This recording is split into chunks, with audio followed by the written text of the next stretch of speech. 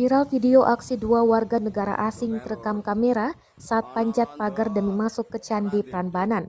Rekaman video berdurasi 2 menit yang diunggah oleh akun Suyudi Ahmad di grup Facebook pada Selasa, 4 Januari 2022.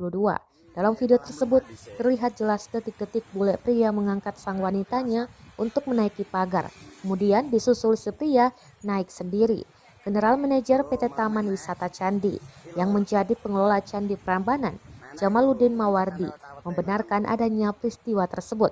Dia menyebut jika viralnya rekaman terjadi pada Minggu 2 Januari 2022, tetapi tidak mengetahui siapa yang merekam dari seberang. Hanya saja menurut Jamal, saat bersamaan ada driver shuttle yang biasanya mengantar tamu Prambanan Boko juga melintas, sehingga melihat keduanya melompat pagar.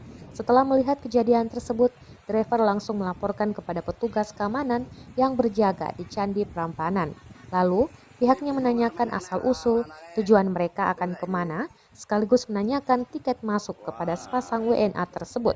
Bahkan saat ditanyai, mereka mengaku berasal dari Rusia.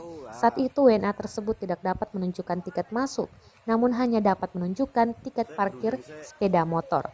Jamaluddin melanjutkan karena keduanya tidak dapat menunjukkan tiket masuk, sehingga mereka harus membeli tiket masuk terlebih dahulu jika ingin mengunjungi Candi Prambanan. Awalnya, mereka beralasan tidak memiliki uang. Namun setelah diberi penjelasan, akhirnya mereka mau membeli tiket secara resmi kepada petugas jaga. Jamaluddin menjelaskan bahwa kedua WNA tersebut tidak diberi hukuman atau denda akibat perbuatannya, tetapi masih mengutamakan persuasif untuk menyelesaikan permasalahan. Jamaluddin menyadari bahwa kompleks Candi Prambanan begitu besar sehingga pihaknya tidak dapat memantau 100% kegiatan, terlebih saat kejadian pengunjung membludak.